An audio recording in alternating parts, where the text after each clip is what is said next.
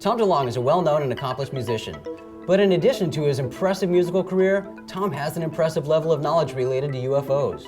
Maureen and I sit down with this veteran UFO researcher to talk about space and UFOs. It's now time for our interview with Tom DeLonge. You probably know Tom as a guitar player and vocalist in his bands Blink-182 and Angels Airwawes. But Tom is also a veteran UFO researcher. Having spent more than 20 years researching the subject, Tom is extremely knowledgeable and well-read on many aspects of the phenomenon. He's got a lot to say when it comes to the subject of UFOs, so without further delay, here is our interview with Tom DeLonge. Tom, it's great to sit down with you today. Thanks so much for joining us. We're happy to have you on the show. Thank you. This is very nice of you guys to come to me. I appreciate it. Usually San Diego is sunnier.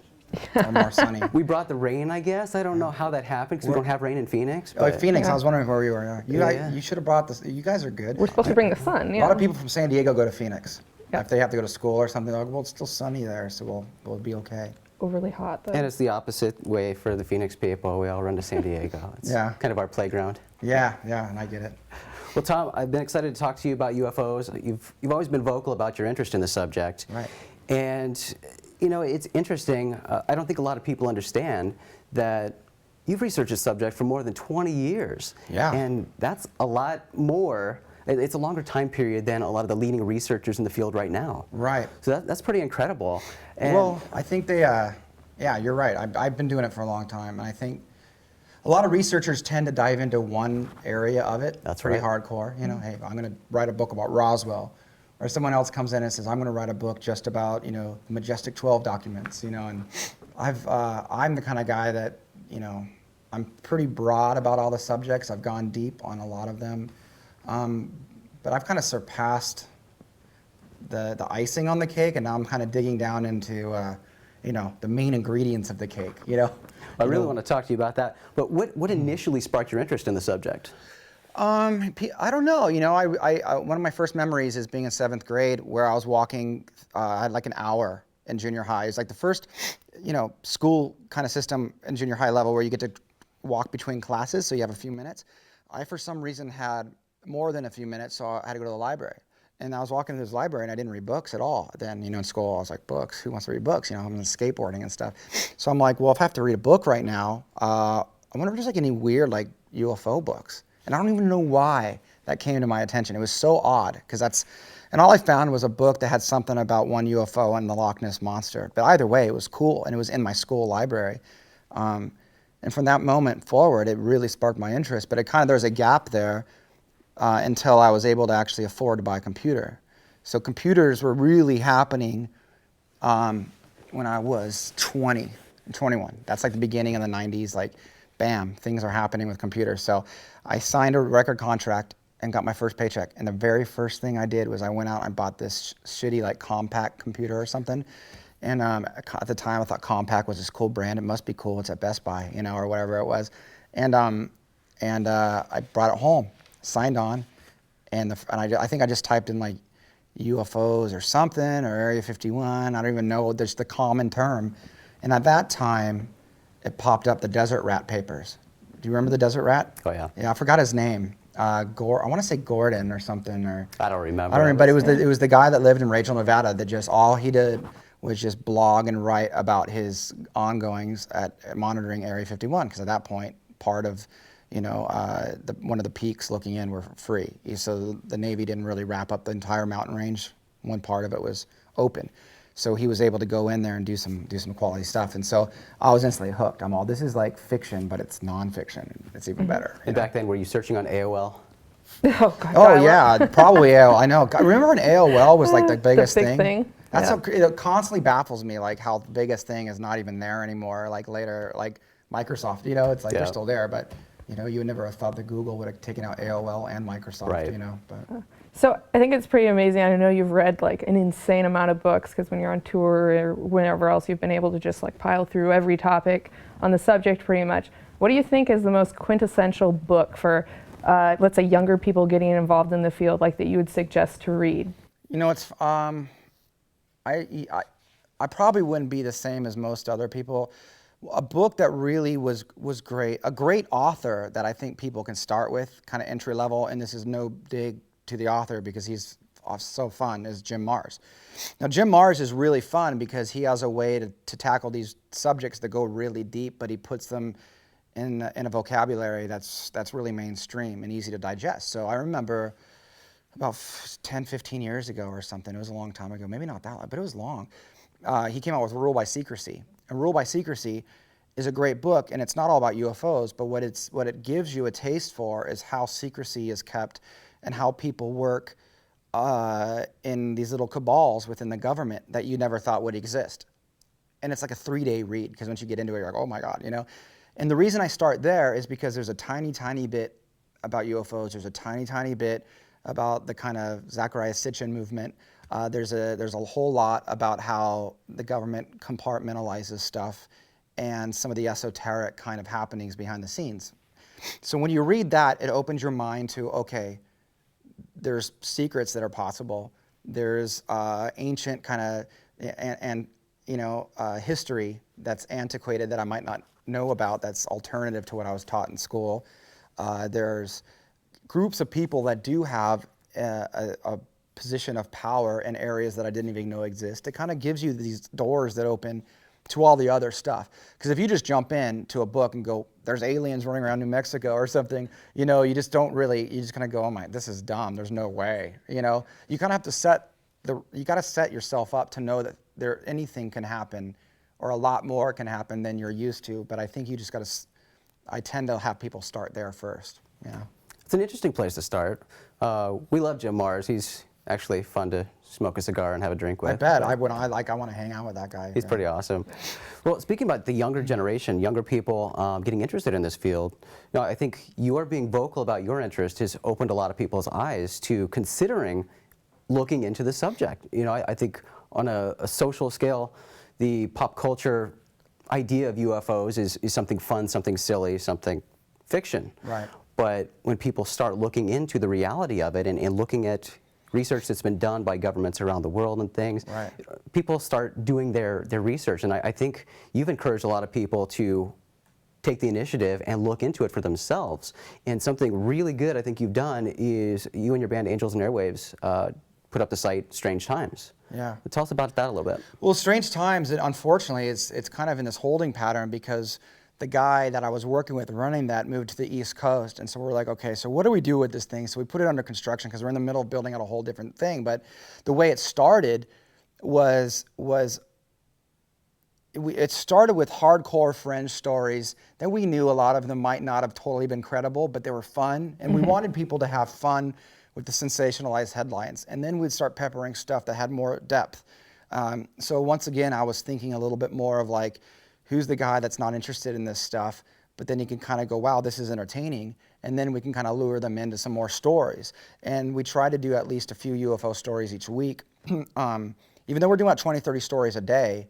And we were just aggregating headlines from everywhere. We weren't too crazy about writing our own. We wrote a few of our own stories, but we just wanted to get people interested. And I think by the time that we actually started getting deeper and deeper into some, we started doing some crazy, awesome interviews, by the way, where they were phoning them in and we had them recording in the recording studio, and we're getting ready to launch all this stuff and the whole new site. And then Matt moved to the East Coast and we're like, all right, what are we gonna do? And I just haven't had time to pick it up. I'm just a really busy guy, But the goal is very similar to what you guys do, although I'm interested in a lot of stuff because when you follow UFO kind of folklore down the abyss, there's a lot of stuff in there. Everything from, religion and alternative history to physics and science to the unification of religion and science to a lot of World War II history, a lot of, current events within NASA at any given moment, to politics, to the geopolitical order. Things that are happening on the world stage can be tied to a lot of different things that might have elements of, international cooperation in space and what they found out there, or what they're hiding out there, or what they're doing. It's just crazy to me. So it was Strange Times. I wanted to.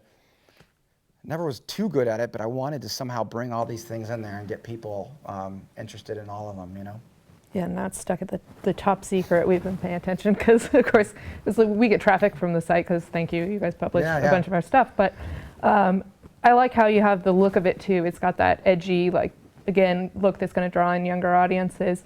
But like you're saying, space exploration here is going nuts. So what's your opinion on the privatization of the space industry right now? I think it's good and bad. The privatization of the space industry, the good things is you won't have the bureaucratic mess and legal hassles of doing it with under the government, where they start a project, the guy's voted out of office, a new guy comes in and wipes away 4 or 5 years of hard work and billions of dollars spent. Start from scratch. We're not going to Mars, we're going to the moon. We're not going to the moon, we're going to a comet.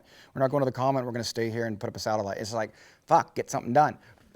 So it's going to change all that. Corporations have to compete. They have to compete for many different reasons, for profits, and primarily in publicly traded stock.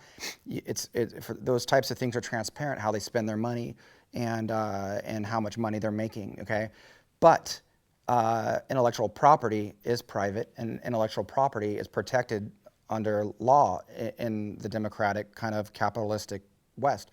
So, and that's important because when you're Apple computer and you're building the iPhone, you don't want, Android to come over and steal it, or the Galaxy S3. We all see those patent law for, you don't want Samsung stealing your stuff. So those laws are important too. But when you take the ability to research the depths of the human race and put those within corporations, they fall under those property laws. So now they don't have to tell you their reasons of what they're doing and what they're finding. They just have to show a profit. That sucks, because those are things that not every human can do. That's things that not every person can just kind of land on the moon and send a little remote control car around and see what's really there, So what I'm hoping is, being a Sagittarius, the eternal optimist, what I'm hoping is that with people like Richard Branson and people over at SpaceX and these guys that are genuinely like eBay guys that had a bunch of money, I'm hoping that they've got a little bit of the 60s revolution in their blood, and they don't trust the government as much, and they're doing it for the love of humanity and exploration. Now, they might get shut down. They might see something or get something.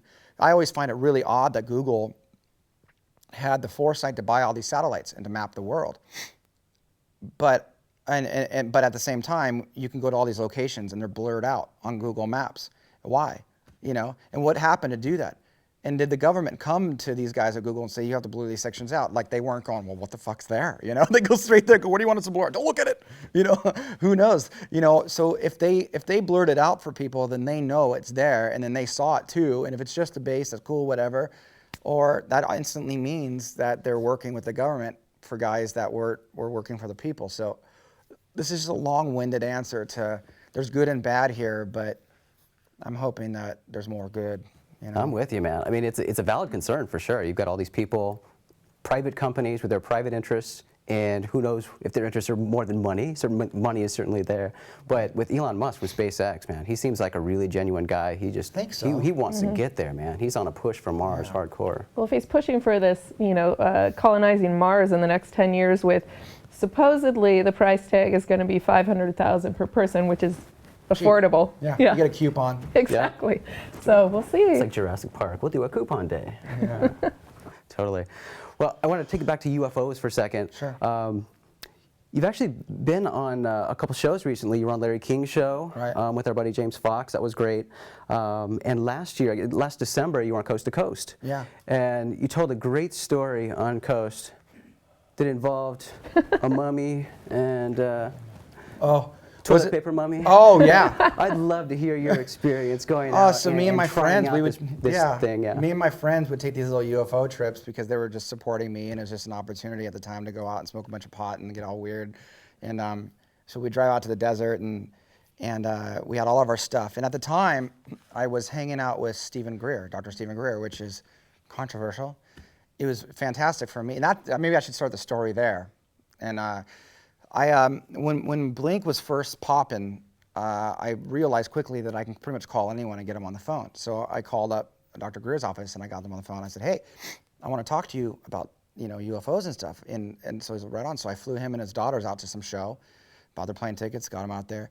And then I'm about ready to go on stage. There's like an arena. There's like 10,000 some people waiting, cheering, and I'm back with him. I'm okay. I'm walking to the stage, but we're stopping.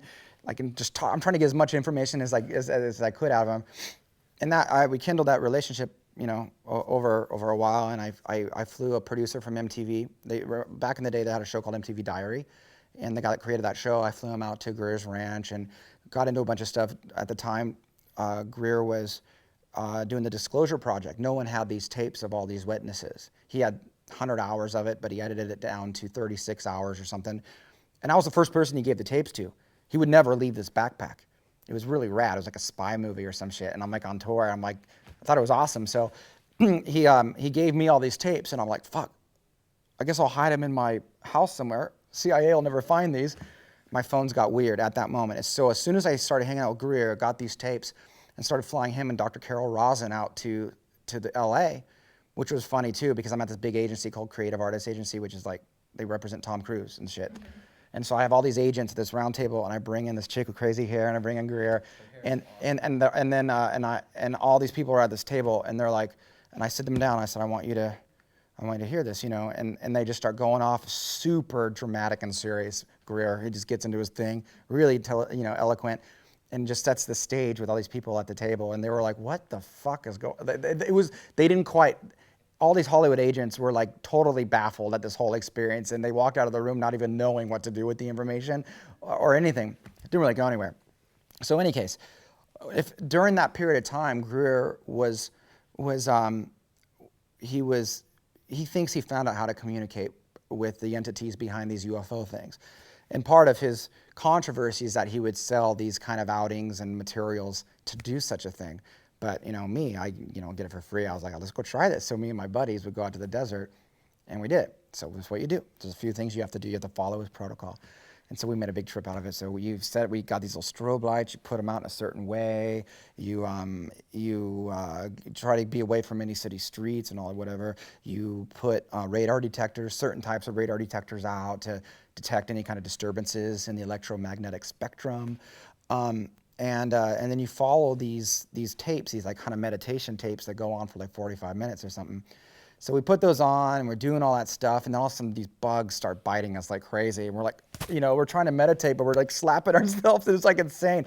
So we're like, what the fuck? We didn't bring any bug spray. We didn't know it was gonna be all bugs out here in the desert. So then we're scrummaging through the truck to try and we found toilet paper for God knows what reason. So here's some toilet paper, okay. So we start wrapping our faces with toilet paper.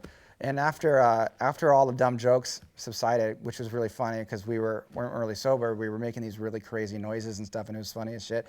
We were laughing, but by that point, it's like 9:30, 10:30 at night. We're 3 hours from any road. We drove 3 hours from any city, 1 hour off of a highway in a dirt canyon. It was crazy. I don't even know where we were.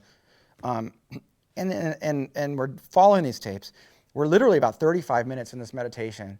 There's like bugs all over toilet paper. We're all sitting there. We're in these like little lawn chairs, and they're like sitting in the dirt. And there's these strobe lights blinking. So as your eyes are closed, you see little flashes from the strobe lights blinking, and you're following these meditations. And then all of a sudden, the alarm on the radar detector goes off.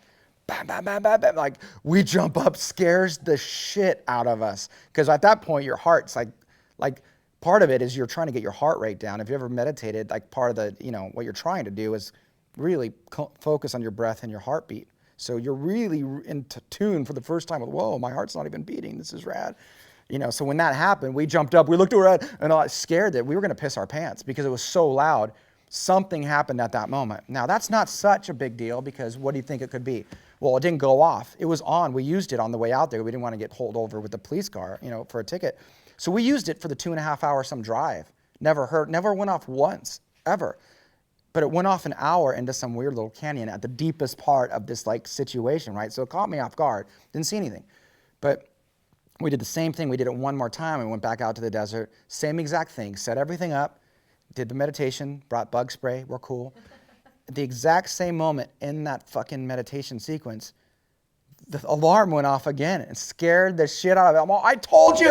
I was like such a validation, but totally, vacant. Like a vacant validation at the same time because there's nothing there, but I was like, something was happening, But it's not like it's got the best end of the story, but my own experience is that it still could be a lot of fun if you go out, and do it. But I do have the night vision goggles. I have bought these insane night vision goggles I can't leave the country with. I had to fill out all these papers and stuff, and I've seen 3.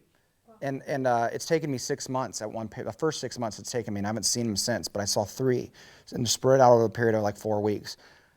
And I saw it, and people think, oh, it's a bird, it's a bug. You see everything. Like, you see everything. It's like lit up like this. When you put those on, it looks like this, but kind of green. So you can see distance. It's not like you're blind to depth. And so you look up, you see 10 times more stars, you see bugs fly by, you see planes, you see satellites. I mean, it's insane. But then you see this little one that's higher than a satellite that starts from one horizon to the other horizon, zigzagging all the way through the atmosphere in 2.5 seconds. Like 2.5, like 1,000, 2 1,000, it's gone. And you're like, what the fuck was that? Because you're watching and counting satellites and seeing little comets come in and out, but not something accelerating, changing direction, accelerating again, changing direction, and then exiting 180 degrees distance. And I saw 3 of those, so at different times. It's insane. So, You know, and we've seen those too. We went out with a night vision, same experience pretty much, where you see these objects and they take sharp 90-degree turns all of a sudden. We actually did see, I mean, this is way up, you know, in space, obviously, what looked like a delta-shaped craft. I've seen those like on YouTube. That's insane. I want to see one of those. I know that those are out there, and I've seen pictures in the night vision that were super high up. That's insane. That's what they saw in Phoenix, you know, and the Phoenix lights. People describe that delta wing with all the lights and stuff. There's something out there. I wouldn't. But, you know, but so much of the interesting stuff with UFOs comes from people have to, if you're going to investigate UFOs, you have to do equal amount of research on the U.S. Department of Defense and know what they know and know what they're working on and know what they do so you can separate one from the other. It doesn't mean that you know, the sensationalized UFO thing doesn't exist. It just means that the U.S. Department of Defense has craft that can do incredible things. And that all stems from, I mean, they would video these things at Area 51 when the ridges were open. I mean, things that blink out and pop up, things that accelerate, things that hover and glow different colors. If there's someone in there, or if they're unmanned, we don't know. But they've been playing around, or, you know, T.T. Townsend Brown that drew out the first UFO in like 1918 or 1912. An electromagnetic UFO schematic looks exactly, you know. Then the Nazis got all into that stuff, and they were fucking around with these kind of Mercury engines and displacing mass with counter-rotating electric magnets. That's been around for a long time. In the 60s, the U.S. got a hold of this kind of science, and they started jumping into it. So the idea of kind of manipulating you know, the fabric of space and time has been around since literally the early 1900s, and has been put into testing in the 30s and 40s, and I believe was probably mastered in the 60s and 70s, and was able to be put into craft in the 80s. And throughout the 90s and now, there's crazy shit. But that is not the stuff that is showing up that's a mile wide in the atmosphere that these airliners see. That is not the stuff that is on you know, cameras from NASA spacecraft that are zipping out of Earth orbit, I don't think. You know, that is not the stuff that's floating outside of the sun, you know, when you look at photographs of the sun on NASA's own website. You know, so there's it all exists, but you have to be aware that yes, some of it we can build and have. And I know a couple guys that work at Skunk Works, and I said this on Coast to Coast. And Skunk Works is like the elite engineering division for the United States, part of Lockheed Martin. And you know, the stealth fighter, the F-117 is done now, because in their mind the Raptor came out, which is like the newest aircraft, and that's the thing, the F-22. But that stealth fighter, it was around for 15, 20 years before we ever even heard about it. You know, they were testing it and building it, but it was there. And that thing's obsolete, and that thing still looks like an alien craft, you know. We do not know what they have. These guys will openly talk to me about certain things. You know, they will tell me about craft. We have craft that are completely invisible. It could be hovering right here, and you would have no clue it's right there. They would tell me that when China and Russia have their satellites fly over, they would push out some of their craft on the tarmac that literally look like spheres, you know, and just to confuse them of who we're working with and what they are and this and that. They would tell me a lot of different weird shit. The latest one was George Knapp from Coast sent me this interesting article about a commander in the Navy that was talking about what he was privy to in Roswell, kind of a whistleblower deathbed story. And I forwarded that to one of these guys, and the freak out. This guy's like late 60s, he's retired, but his specific job was, him and his brother both worked there. His brother works at Area 51, he just retired. His brother and his son, it's always like in the family, it's so weird in these like companies. His brother and his son work at Area 51, and then this guy worked in the big base out here in Southern California, but his secret clearance was extraordinarily high. He was in charge of a lot of different stuff. So FBI and I know this guy because he's connected to me through like friends and family, like really close. And so when they grew up, the FBI was always at their house. They couldn't leave the country, all this crazy stuff. But when I sent him this article about what this guy saw, this guy in the Navy, like he just comes back just like crazy passionate, outline 5 things from the article. I did not know this, this, and this, you know. And he's not dumb, you know. He's just straight up. He could have just said it's cute, funny stories, right? He could have said he could have just sent me a picture of an alien drinking a coffee cup or something, you know, but he doesn't. He's all, oh my God, I did not know this, this, and this. It's to him, it's like we're past the point of its existence. We're talking about elements that he's not privy to, that I might find that we kind of coordinate together. It was funny, the other guy that worked at Area 51 is badass. I was backstage at a concert. Where was I at? Bakersfield, maybe? And I met up with him, and I was talking to him about that name, which I'm sure the name isn't true, obviously, because we know it, but the TR-3B Astra. And I was talking to him about it, and I was saying the reason why I think this is real and the reason why I think it's ours is because of the physics and the work that we did in the 60s based off the work the Nazis did in the 30s and 40s about the counter-rotating magnet engines, you know, that's scalar physics that Richard Hoagland always talks about. But it's real, and it's not, it looks like magic to us, but it's totally real. And so when I was talking about it and showing it to him, I said, listen, I know you can't talk to me about all this stuff, but I'm going to tell you what I think. And this is what I said, I put this whole thing together, and he's staring at me, and he's like, you better be really fucking careful. That's what he did with me. And he pointed that at me. He goes, you better be really fucking careful. This is not a joke with what you're talking about. Like, it was so awesome. I get goosebumps. I'm onto something. Yeah. I just felt so validated. I was like, yes, gotta go play a show. Yes, you know. Yeah. But so I'm getting pretty good at piecing things together. But one of my favorite things is, you know, Jacques Vallée, which is like the godfather of all knowledge in these kind of categories. He was very clear about people forget that intelligence agencies get all of their intelligence from the real world. People think intelligence agencies are these gods that know all. All they do is study everything that's in the open and come to, you know, create their conclusions and come to their own analysis of whatever the thing is. And you can do the exact same thing. You just got to spend the time to comb through all the happenings of the world and be able to put them together and cohesively make a story. And that's what I do.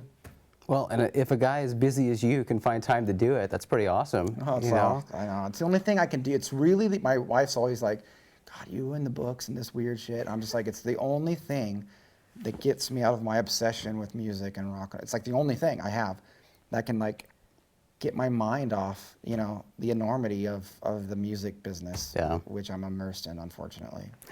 Well, Tom, I know you're busy, so we'll wrap this up, let you go. Thanks so much for taking the time to sit down with us today. This has been fun. We'll have to do it again. Good. Yeah, I talk too much. I'm sorry. No. I love it. I'm really into it. That's what we're here for, man. It's really interesting stuff. And I think that, you know, it's not about little green men running around. It's really about millions and millions of years of life on Earth. How it started, what it was capable of, why it disappeared, and how it came back. And what we're trying to piece together about the origins of our life. Who built the pyramids? Why are there pictures of, you know, symptoms of certain types of physics carved on cave walls from hundreds of thousands of years ago? What are we capable of mankind right now? And what are we modeling these grand pieces of science after? You know, people always go, they can't keep a secret. And then how come the government's never said anything? Where's like the whistleblower testimony? Where's the documents? We're so past that. There's been thousands and thousands of those, and people just go, well, it's not good enough, it's not good enough, or this guy's a quack. I mean, even when someone comes out that was in charge of nuclear missiles, And then he says something about that. They just go, yeah, well, he's weird. You go, well, then why was he in charge of like these death weapons that can destroy the earth? Those people immediately become weird. Yeah, they just become weird. No one. So but it's out there. So the bigger question is, people have to realize, and I always sum it down to this, and I think I said it on Larry King, the Deep Space Project by Hubble, which is literally taking the Hubble telescope and focusing it on one grain of sand out in space at arm's length, that tiny. Just they look for the darkest part of space, the darkest, and they focused it there for 11 days. It just focused on this one spot, 11 fucking days. And after 11 days, they were able to develop a 1-inch by 1-inch slide, color slide. And on that 1-inch by 1-inch color slide, there were 10,000 galaxies. 10,000. And we know by the satellite, the Kepler mission or whatever, I think that's what it's called. Kepler, okay. Yeah. You know, how many planets? They found 2,000 exoplanets already, 2,000 or something. They're like, okay. So we know in our short little vicinity of space here, there's thousands and thousands of Earth-like planets. So we know in the Milky Way, there's billions. There's billions of planets like Earth. Okay. Well, in this one little slide, there's 10,000 more galaxies. There's billions of galaxies. So you just got to get past this whole notion that it's hard to create life. It's not. The universe is here for life. It's not here for any other reason but life. So let's just move past that and try and figure out, what it is and how we do they wear Nikes or do they wear Macbeth shoes? That's like the more important thing. I saw you Macbeth shoes. I want to thank you for that too, by the way. But I didn't do that for you. It was that's an all right. accident, No, but- I'm stoked. I was like, oh God, okay, someone knows about us in Arizona. It's good. Definitely. But it's important. So I appreciate you guys coming. For sure, Tom. Thank you. We appreciate it. Nice. Take care. All right.